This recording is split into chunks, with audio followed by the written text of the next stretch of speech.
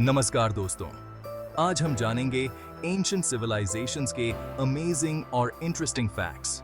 ये सिविलाइजेशंस सदियों पहले धरती पर राज करती थीं, जिनके निशान आज भी हमें हिस्ट्री में, खंडहरों में और कहानियों में मिलते हैं। तो चलिए, इस वीडियो में हम टाइम ट्रैवल करते हैं और एंशिएंट सिविलाइजेशंस के कुछ अमेजिंग फैक्ट्स के बारे में जानते हैं। हमारी यात्रा शुरू होती है मेसोपोटामिया से, जहां से सिविलाइजेशन का बिगिनिंग माना जाता है। मेसोपोटामिया, जिसे आज के इराक के नाम से भी जाना जाता है, वो जगह है जहां मानव सभ्यता ने अपने पहले कदम रखे थे। यहां लगभग 3200 बीसी दुनिया की सबसे ओल्ड राइटिंग सिस्टम क्यूनिफॉर्म आई। ये राइटिंग सिस्टम एक बहुत ही महत्वपूर्ण आविष्कार था, जिसने मानव इतिहास को बदल कर रख दिया। पहले ये सिस्टम पिक्चर्स की तरह थी, जहां अलग अलग चीजों और फीलिंग्स को पिक्चर्स से दिखाया जाता था। ये पिक्टोग्राफ्स बहुत ही सरल और सीधी होती थीं, जो रोजमर्रा की चीजों को दर्शाती थी। धीरे धीरे ये पिक्चर्स बदलकर कॉम्प्लिकेटेड लिपि बन गए, जिससे मेसोपोटामिया के लोग अपने थॉट्स, रूल्स और स्टोरीज को लिखकर रख सके। इस बदलाव ने कम्युनिकेशन को और भी आसान और प्रभावी बना दिया। ये राइटिंग सिस्टम मिट्टी की गीली पट्टियों पर नुकीले औजारों से लिखी जाती थी, जिन्हें बाद में सुखाकर रखा जाता था। इस प्रक्रिया में बहुत ही धैर्य और कुशलता की आवश्यकता होती थी। हमें हजारों ऐसी पट्टियां मिली हैं जो मेसोपोटामिया के लाइफस्टाइल, गवर्नमेंट और कल्चर के बारे में बताती हैं। इन पट्टियों ने हमें उस समय के लोगों के जीवन, उनके विचारों और उनकी सामाजिक संरचना के बारे में बहुत कुछ सिखाया है। अब हम चलते हैं एंशिएंट इजिप्ट, जहां हमें पिरामिड्स दिखाई देते हैं। इनमें से सबसे फेमस है गीजा का ग्रेट पिरामिड, जो एंशिएंट वर्ल्ड के 7 वंडर्स में से एक है। यह पिरामिड 3800 सालों तक दुनिया की सबसे टॉल बिल्डिंग रहा। इसकी साइज और परफेक्शन आज भी लोगों को इम्प्रेस करती है। पिरामिड्स सिर्फ टूम्स नहीं थे, बल्कि एंशिएंट इजिप्शियंस के नॉलेज और स्किल का साइन थे। इनको बनाने में मैथ्स, एस्ट्रोलॉजी और इंजीनियरिंग का अमेजिंग इस्तेमाल हुआ है। आज भी पिरामिड्स कैसे बने, ये एक मिस्ट्री है। हमारी नेक्स्ट स्टॉप है इंडस वैली सिविलाइजेशन, जो इंडिया में थी। यह सिविलाइजेशन अपने अमेजिंग सिटी प्लानिंग के लिए फेमस है। मोहेंजोदारो और हराप्पा जैसे सिटीज में हमें वाइड रोड्स, अच्छी ड्रेनेज सिस्टम और घरों में बाथरूम्स जैसी सुविधाएं मिलती हैं। इंडस वैली के लोगों ने सिटीज को ग्रिड पैटर्न में बसाया था, जिससे सिटीज सुंदर लगते थे। घरों में वाटर सप्लाई के लिए वेल्स और ड्रेन्स का इस्तेमाल होता था। यह सिविलाइजेशन अपनी सील्स, स्टैच्यूज और आर्ट के लिए भी फेमस है, जो उनकी कल्चर दिखाते हैं। हमारी जर्नी हमें अब एंशिएंट चाइना ले जाती है, जो अपनी कल्चर और इन्वेंशंस के लिए फेमस है।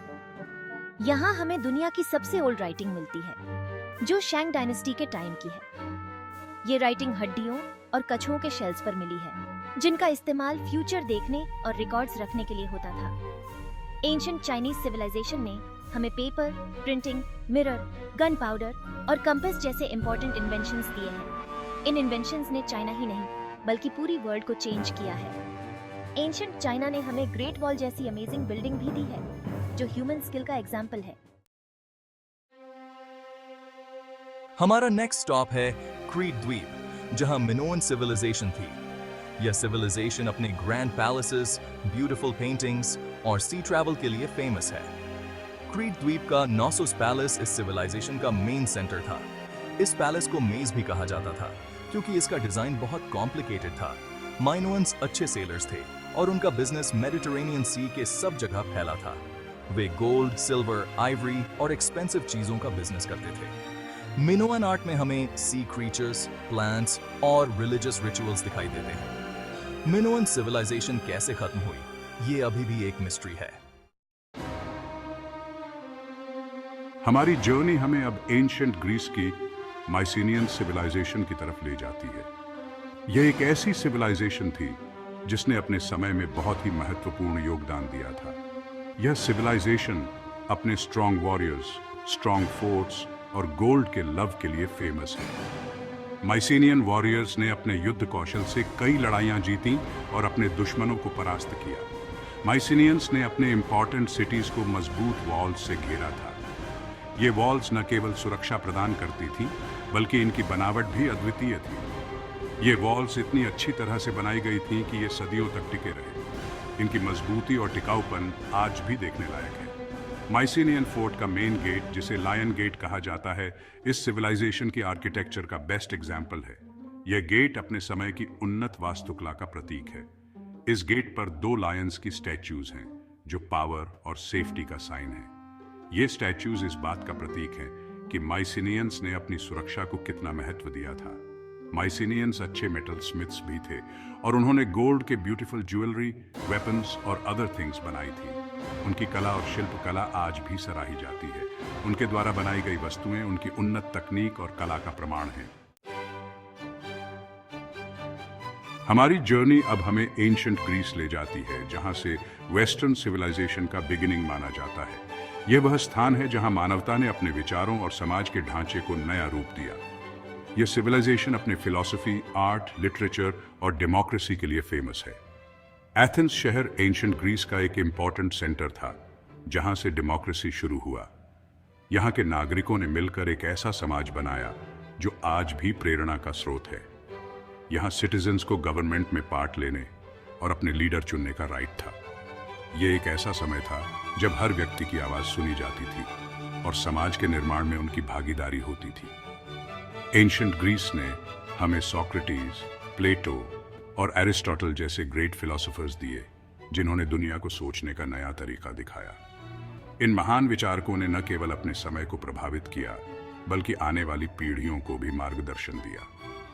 ग्रीक स्कल्पचर्स अपनी ब्यूटी और रियलिज्म के लिए फेमस हैं, जबकि ग्रीक लिटरेचर ने हमें इलियड और ओडिसी जैसे ग्रेट पोएम्स दिए हैं, जो आज भी साहित्य की धरोहर मानी जाती है। एंशिएंट ग्रीस ने हमें ओलंपिक गेम्स भी दिए, जो आज भी दुनिया में यूनिटी और स्पोर्ट्समैनशिप का साइन है। ये खेल न केवल शारीरिक क्षमता का प्रदर्शन थे, बल्कि विभिन्न संस्कृतियों और समाजों को एक साथ लाने का माध्यम भी थे। आज भी ओलंपिक खेलों की भावना हमें प्राचीन ग्रीस की महानता की याद दिलाती है। हमारी जर्नी हमें अब एंशिएंट पर्शिया ले जाती है, जो अपने ह्यूज एम्पायर, पावरफुल रूलर्स और रिलीजियस टॉलरेंस के लिए फेमस है। अचेमेनिड एम्पायर के फाउंडर साइरस द ग्रेट को उनके फेयर रूल और जीते हुए एरियाज की कल्चर्स और रिलीजन्स के रिस्पेक्ट के लिए याद किया जाता है। साइरस ने जूस को बेबीलोन से वापस जेरूसलम जाने दिया था। पर्शियन एम्पायर अपने डाक व्यवस्था, रोड्स और आर्किटेक्चर के लिए भी फेमस था। परसेपोलिस शहर, जो अचेमेनिड एम्पायर की कैपिटल था, अपनी ब्यूटी के लिए फेमस था। Empire divide